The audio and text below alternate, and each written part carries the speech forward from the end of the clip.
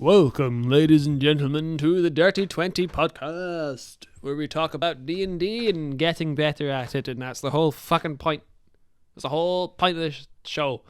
Trying to get better in D&D, and if we all combined ideas, and we will be good. So, today I want to talk about the old stats, the fucking strength, dex, con, wisdom, intelligence, and charisma. The sacred stats. And how much we love them, but how much they confuse the living shit out of us. First, some updates on myself. We are working on the show, but jobs and such are getting in the way. So I actually think will probably end up happening is we'll film the most of the campaign, if not all of it, and then kind of release it from there as a series, like weekly, but once it's finished, because this scheduling as an adult is difficult, so I don't think we can do it weekly, but it doesn't matter, which means it'll be a while away, but in theory it'll be good because we get to take the time with it. So that's that. Second, I am working on a book. I think it's going to be an adventure. I think it's going to be an adventure book. I'm going to fill a book with adventures, enough to carry a campaign, because I think a lot of us DMs struggle with time and being an adult, having responsibilities. So I wanted to make an adventure book that you can use, and it's like I want to leave a lot of the don't leave a lot of it to you, like it's like I'm giving you something and then you still have to do the work. I want to give you the adventures. I want to have a bunch of cool stuff in there and potentials for plot hooks and campaigns and where things could go in the actual book itself. So as your players, because it's more, I wanted to represent how I actually play the game, where I make something cool and then as the players go through, they'll do something or be interested in some aspect, and then that's where the campaign will spawn from, because then it really feels like a collaborative experience. But very cool situations for people to grab. We'll have monsters, we'll have the backstories for the monsters, and magic items and adventures, because that's the two things that I think I do pretty good. And yes, that's something I'm working on in the background. And I'll get some art. That's another reason, is art for adventures takes a long time. The art happens to be also my girlfriend, so I can't tell her to work any harder than she already does, because that's mean. So we're stuck with. So I think taking the time also, it means I can make it better. I can play test it. I can do all that jazz. Anyway, so the 6 stats. We're talking about the 6 stats today. Strength, con, dex, fuck, whatever I said. I think I found the best way to explain one of them. Not all of them. One of them. 2 of them. And that being wisdom and intelligence. I'm going to skip right to the good bit, ladies and gentlemen. I think the best way to describe what the differences between wisdom and intelligence are is they're very much tied to the idea of age. They are come with age. Now, what the fuck do I mean by that? If you meet a very intelligent child, intelligent in the way that, like, D&D, and they got a really high intelligence score, what do we call them? We're like, that's a smart child. But if you meet a very, very wise kid, what do we always say? Where he's wise beyond his years. So that makes me think, oh shit, we tie age to wisdom. And I think that's how it works in D&D. And I even got evidence, ladies and gentlemen. I got bloody evidence to back up my statement, Your Honor. So, what is that evidence? The skills. The skills of wisdom and the skills of intelligence. I wrote them down so I wouldn't have to spend ages. So, the wisdom stat. This is obviously for 5e. But I think it translates to anything else you're doing. So, survival, perception, insight, and animal handling. These things cannot be done by just reading it in a book and then doing it. They can be, but you'll be absolutely shit at them compared to someone who's just spent ages, right? So, hold on. We cheat code would be age is another word for experience, right? So, obviously a kid could be really good at it because he just does it a shit ton. And that's usually very strange. Like, kids who are good at things kind of confuse us because we think, oh, look, they're naturally gifted at it. But that's not true. If a kid is very good at art, they get to, like, what, secondary school? And they're fucking great at art.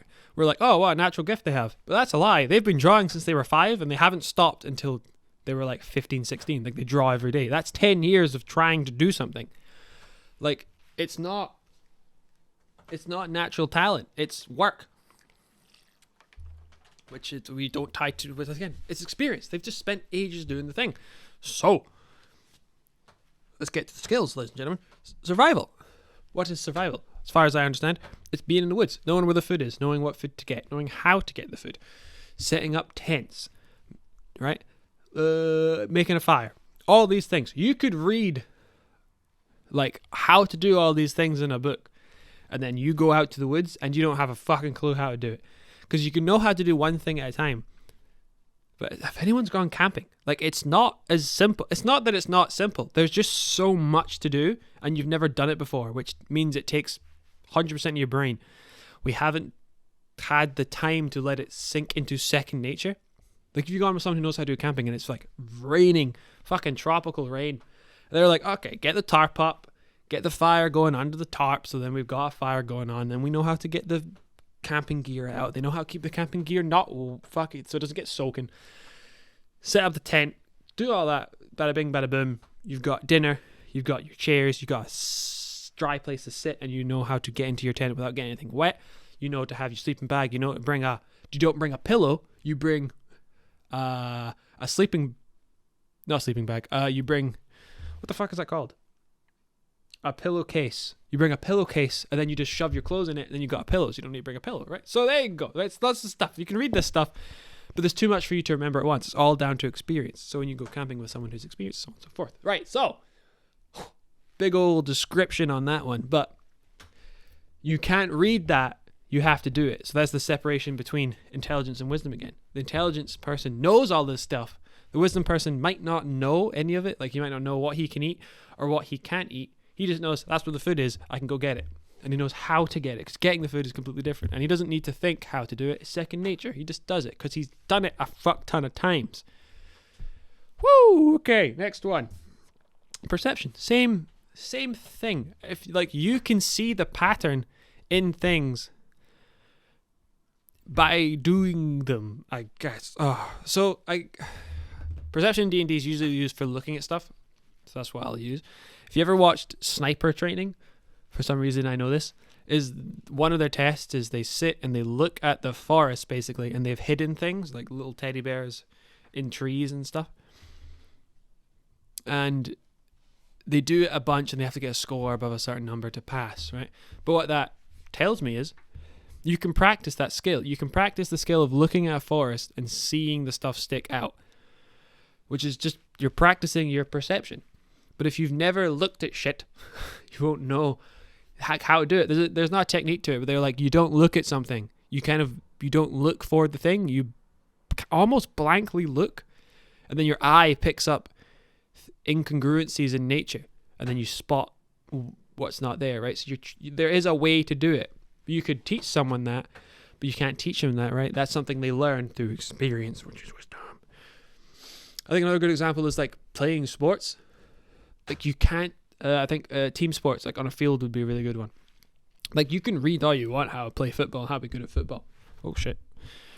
But when you're on the actual field and you're looking around and you're like, right, where are the players? Where's the ball now? Where's the ball going to be? Where should I be?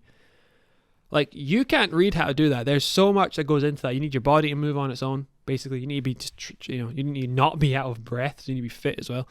Then you need to just be played the game so much and then been on the pitch so much. How many times do we see people shouting at the screen like, "Oft, what an absolute idiot!" And it's like, well, when you're in it, it's difficult, right? It's different.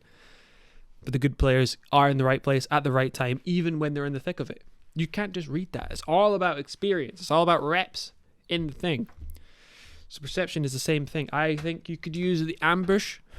You know, like a fighter would know when he's getting ambushed. He got a bit of a like, why does he know that? Because he's been in ambushes. He's ambushed people, so he knows what to look for. If you read all of the places you could get ambushed, there's no way you could keep it in your mind. It's in your memory. It's not in your subconscious, would be a better way to put it.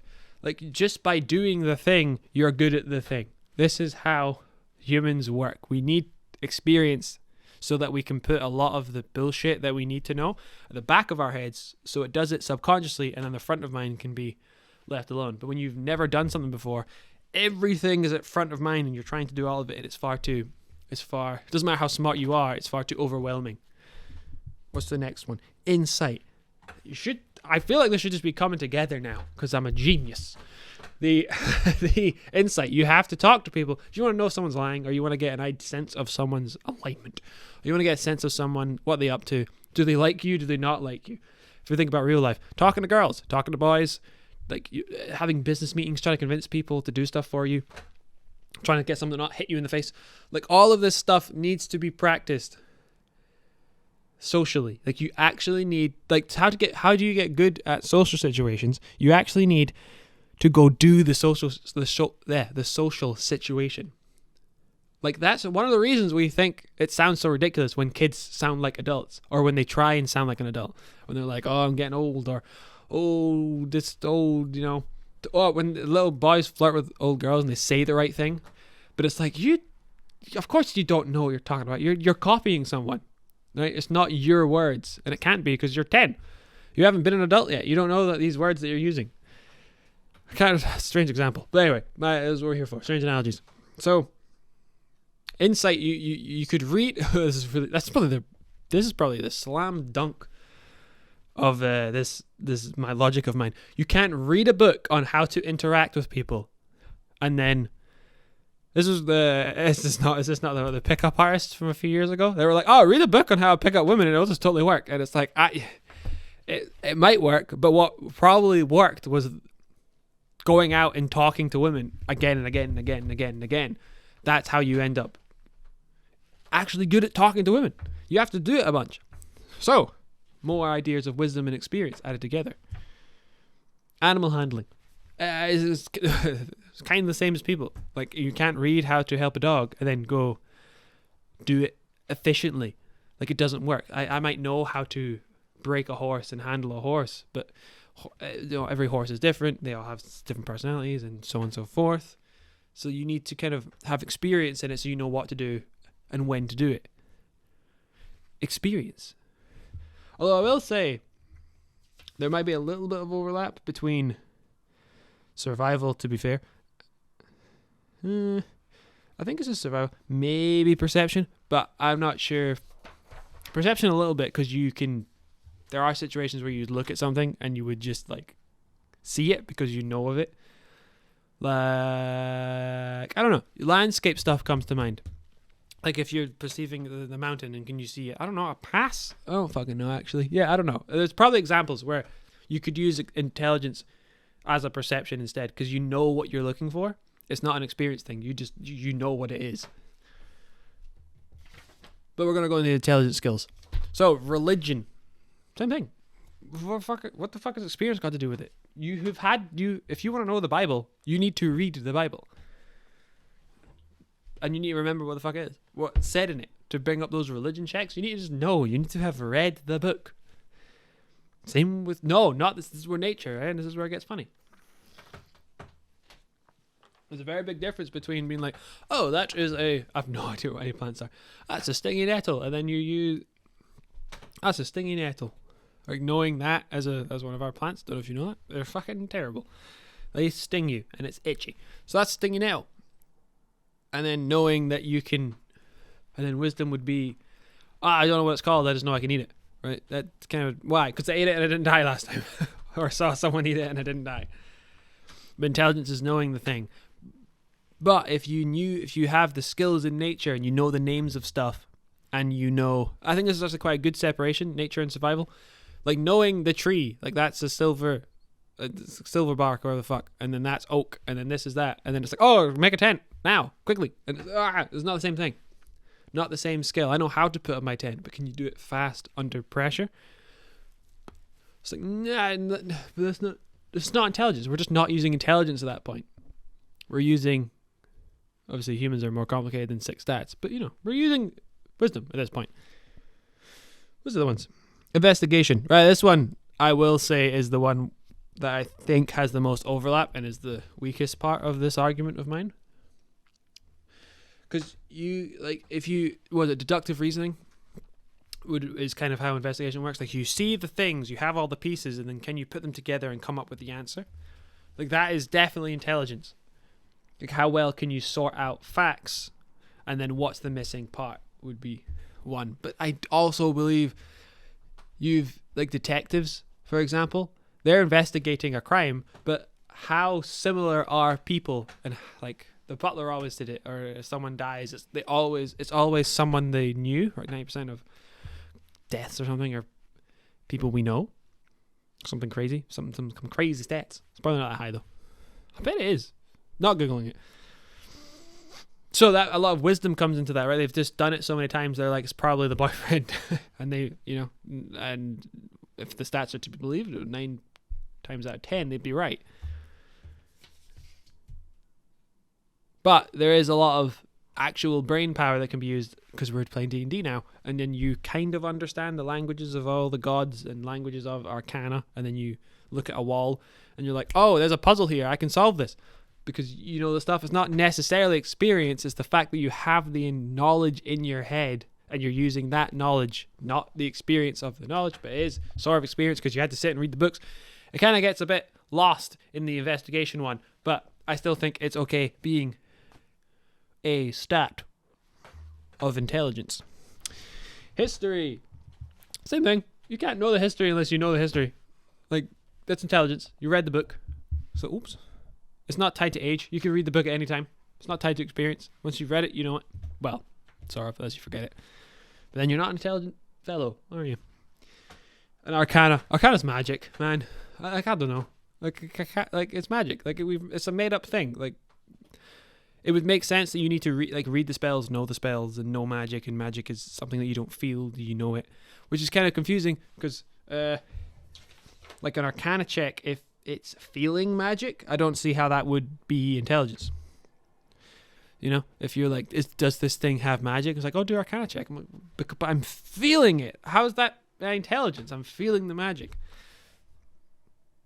But I will say, obviously, you don't need to stick to these. Does that make sense? Like, a lot of the time you can allow players to use wisdom in their Arcana checks, or wisdom in their intelligence checks, because it just makes sense. If they're like, well, I'm using investigation, but I'm using my wisdom because I just know this stuff, so I'm trying to figure that out. Different stats for different things. Does that make sense? No, different stats for different skills, I think, should just kind of be allowed. It should just be in the game. But it's kind of annoying. I don't really like skills in general, to be fair, but we're getting a little off topic here. But like intimidation with strength, I think should be allowed. Like if you pick up a fucking Yellow Pages and rip it in half in Dungeons and Dragons, and you're like, let me in. You know, you are so strong that you scare them. That kind of idea. It doesn't need to be charisma. Or you could scare them with your intelligence because you know so much about them, right? That kind of thing. Doesn't matter how I delivered, because charisma is like, how did you deliver the threat? But sometimes you could just be so big that you deliver the threat by being huge. Which I don't think strength, even like charisma, I don't fucking know. I don't know. I'm losing, but I'm losing the plot, ladies and gentlemen. I'm thinking too hard about D&D. Next thing you know, I'm gonna have all this stuff, and I swear it makes sense. I swear, I have 3 pages of stuff, and you can break humans down into 6 stats, and it makes sense.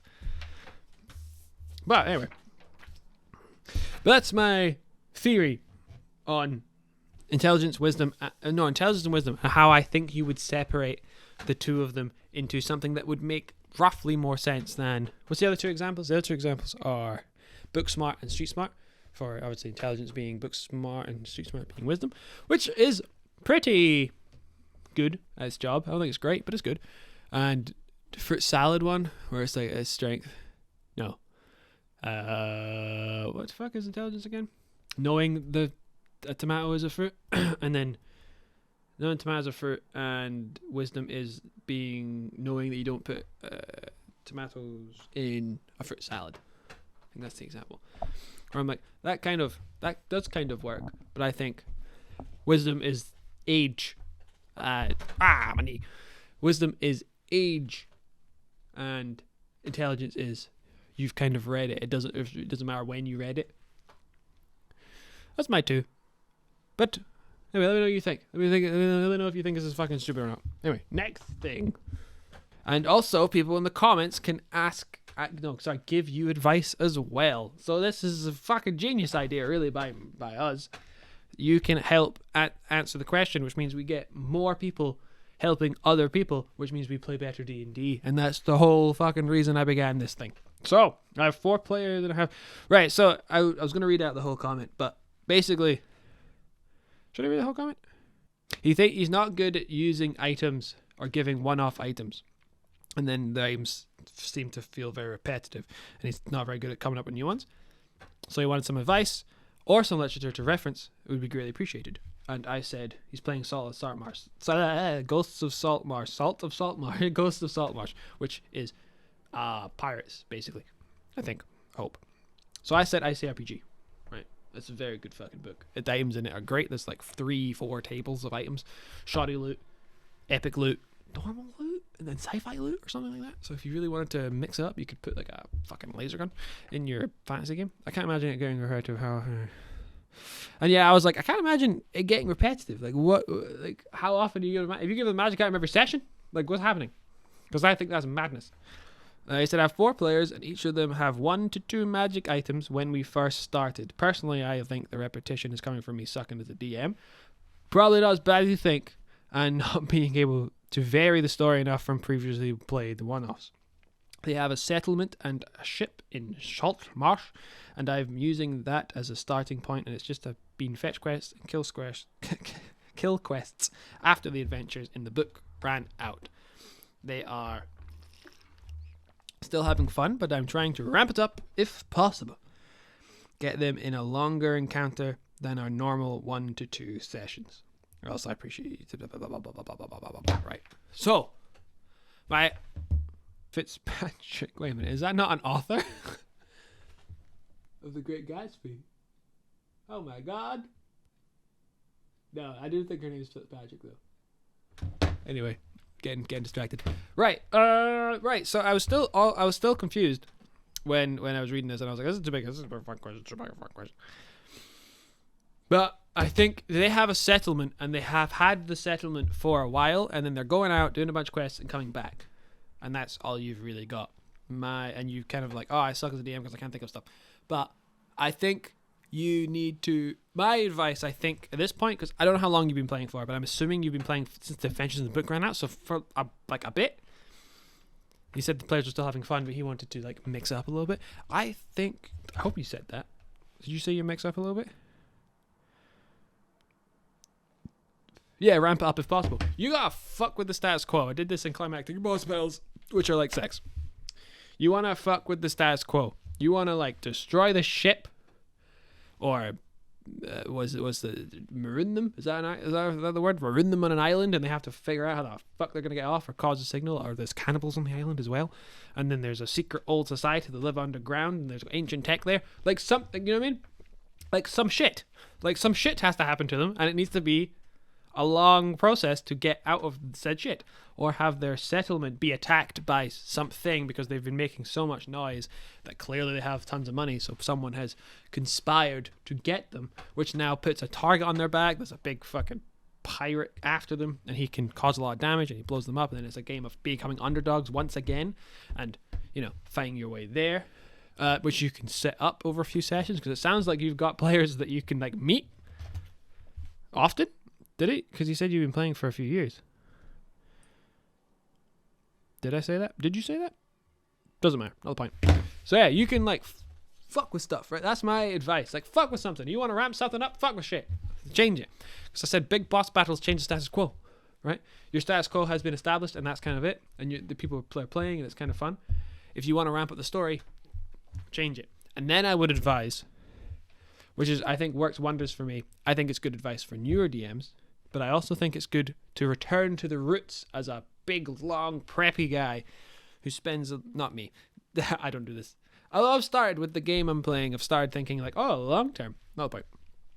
In long term, you have a habit of thinking like you know what comes next, and that's you kind of like, oh, what do I do though? And I don't know what's going to happen, and you want things to be strange.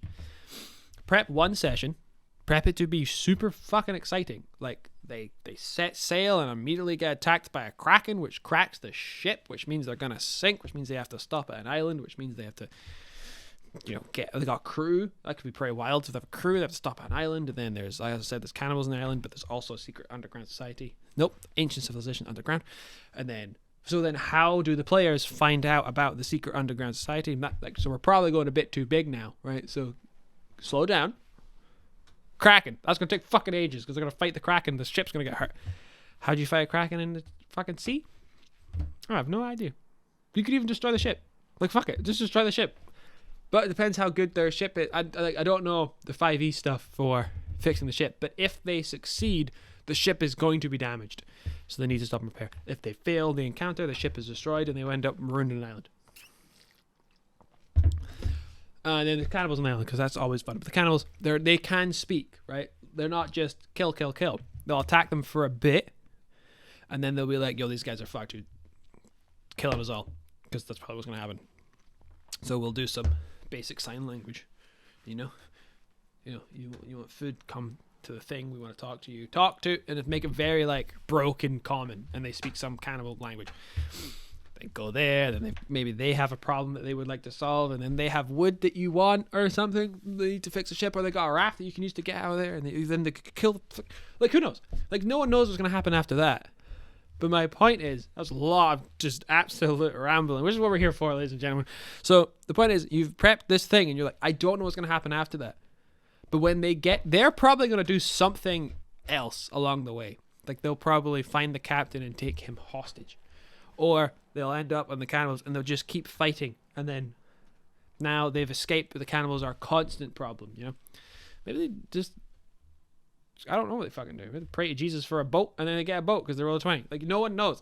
So you don't want to have the next bit prepped so you have an idea where it's going. You want to let the players discover a thing by prepping one really exciting session that's dense and you think it's going to be the last session they're ever going to play.